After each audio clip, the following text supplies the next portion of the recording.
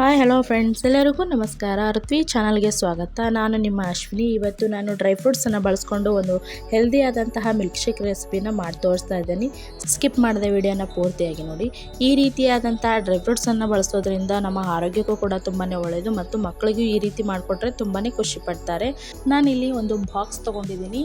ಇದಕ್ಕೆ ನಾನು ಒಂದು 10ರಿಂದ 15ವರೆಗೂ ದ್ರಾಕ್ಷಿ ತೊಗೊಂಡಿದ್ದೀನಿ, ಒಂದು 6 ಗೋಡಂಬಿ ತೊಗೊಂಡಿದ್ದೀನಿ, 2 ವಾಲ್ನಟ್ ತೊಗೊಂಡಿದ್ದೀನಿ, 3 ಖರ್ಜೂರವನ್ನು ತೊಗೊಂಡಿದ್ದೀನಿ. ಬೀಜ ತೆಗೆದುಬಿಟ್ಟು ಖರ್ಜೂರವನ್ನು ಹಾಕ್ಕೊಳ್ತಾ ಇದ್ದೀನಿ.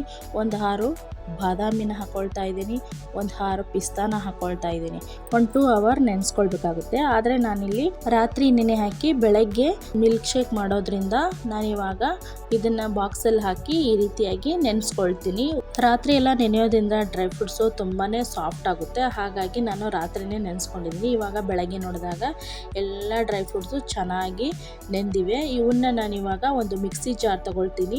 ಈ ಮಿಕ್ಸಿ ಜಾರ್ಗೆ ಈ ಡ್ರೈ ಫ್ರೂಟ್ಸ್ಗಳನ್ನಷ್ಟೇ ಹಾಕ್ಕೊಳ್ತಾ ಇದ್ದೀನಿ, ಅದರ ನೀರನ್ನು ಬಳಸ್ತಾ ಇಲ್ಲ. ಹಾಗಾಗಿ 2 ಸ್ಪೂನ್ ಆಗುವಷ್ಟು ನಾನು ಕಲ್ಸಕ್ಕರೆನ ತೊಗೊಂಡಿದ್ದೀನಿ. ನೀವು ಕಲ್ಸಕ್ಕರೆ ಬದಲು ಜೇನುತುಪ್ಪನಾದರೂ ಬಳಸ್ಕೊಳ್ಬೋದು ಅಥವಾ ಬೆಲ್ಲನಾದರೂ ಬಳಸ್ಕೊಳ್ಬೋದು.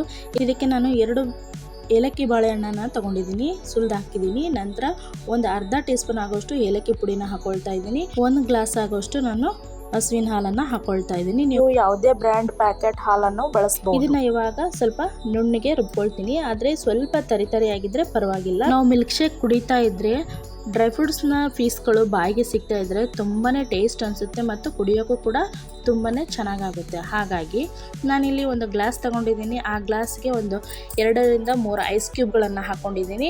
ಇಲ್ಲಿ ರುಬ್ಬಿರುವಂತಹ ಮಿಲ್ಕ್ ಶೇಕ್ನ ನಾನು ಹಾಕ್ಕೊಳ್ತಾ ಇದ್ದೀನಿ. ಈ ರೀತಿ ಮಿಲ್ಕ್ ಶೇಕನ್ನು ನೀವು ಮನೆಯಲ್ಲೇ ಮಾಡಿ ಕುಡಿಯೋದ್ರಿಂದ ತುಂಬಾ ರುಚಿಯಾಗೂ ಇರುತ್ತೆ ಮತ್ತು ಆರೋಗ್ಯಕ್ಕೂ ಕೂಡ ತುಂಬಾ ಒಳ್ಳೆಯದು. ನೀವೇನಾದರೂ ಡಯಟ್ ಮಾಡೋರಾಗಿದ್ದರೆ ಈ ರೀತಿಯಾಗಿ ಜ್ಯೂಸ್ಗಳನ್ನು ಮನೆಯಲ್ಲೇ ಸುಲಭವಾಗಿ ಮಾಡ್ಕೊಳ್ಬೋದು.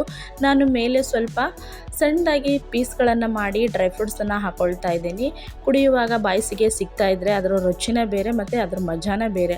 ಹಾಗಾಗಿ ನಾನು ಇವಾಗ ಡ್ರೈ ಫ್ರೂಟ್ಸ್ ಪೀಸ್ಗಳನ್ನು ಹಾಕ್ಕೊಂಡಿದ್ದೀನಿ. ಈ ರೀತಿ ಡ್ರೈ ಫ್ರೂಟ್ಸ್ ಮಿಲ್ಕ್ ಶೇಕನ್ನು ಮಕ್ಕಳಿಗೆ ಮಾಡಿಕೊಡೋದ್ರಿಂದ ಅವರ ಆರೋಗ್ಯಕ್ಕೂ ಒಳ್ಳೆಯದು ಮತ್ತು ಜ್ಞಾಪಕ ಶಕ್ತಿ ಕೂಡ ವೃದ್ಧಿಯಾಗುತ್ತೆ. ವಾರದಲ್ಲಿ 1 ಸಾರಿ ಆದರೂ ಈ ರೀತಿಯಾಗಿ ಮಕ್ಕಳಿಗೆ ಮಾಡಿಕೊಡಿ. ಅಂದರೆ ಮಕ್ಕಳು ಡ್ರೈ ಫ್ರೂಟ್ಸ್ ತಿನ್ನಲ್ಲ ಅನ್ನೋರು ಕೂಡ ಈ ರೀತಿಯಾಗಿ ಮಿಲ್ಕ್ ಶೇಕ್ಗಳನ್ನು ಮಾಡಿಕೊಟ್ರೆ ಅವ್ರಿಗೆ ಗೊತ್ತಾಗೋದಿಲ್ಲ. ಡ್ರೈ ಫ್ರೂಟ್ಸ್ ತಿಂದಂಗೂ ಆಗುತ್ತೆ ಮತ್ತು ಮಿಲ್ಕ್ ಶೇಕ್ ಕುಡ್ದಂಗೂ ಆಗುತ್ತೆ. ಹಾಗಾಗಿ ಈ ವಿಡಿಯೋ ನಿಮಗೆ ಇಷ್ಟ ಆಗಿದೆ ಅಂತ ತಿಳ್ಕೊತೀನಿ. ಪ್ಲೀಸ್ ನಮ್ಮ ಚಾನಲನ್ನು ಇನ್ನೂ ಯಾರು ಸಬ್ಸ್ಕ್ರೈಬ್ ಮಾಡ್ಕೊಂಡಿಲ್ಲೋ ಪ್ಲೀಸ್ ಸಬ್ಸ್ಕ್ರೈಬ್ ಮಾಡ್ಕೊಳ್ಳಿ. ಪಕ್ಕದಲ್ಲಿರುವಂಥ ಬೆಲ್ ಐಕನ್ಗೆ ಕ್ಲಿಕ್ ಮಾಡಿ, ಲೈಕ್ ಮಾಡಿ, ಶೇರ್ ಮಾಡಿ, ಕಮೆಂಟ್ ಮಾಡಿ. ಹೀಗೆ ಸಪೋರ್ಟ್ ಮಾಡ್ತಾ ಇರಿ. ಮತ್ತೊಂದು ಹೊಸ ವಿಡಿಯೋದೊಂದಿಗೆ ಮತ್ತೆ ಸಿಗೋಣ. ಅಲ್ಲಿವರೆಗೂ ಧನ್ಯವಾದಗಳು.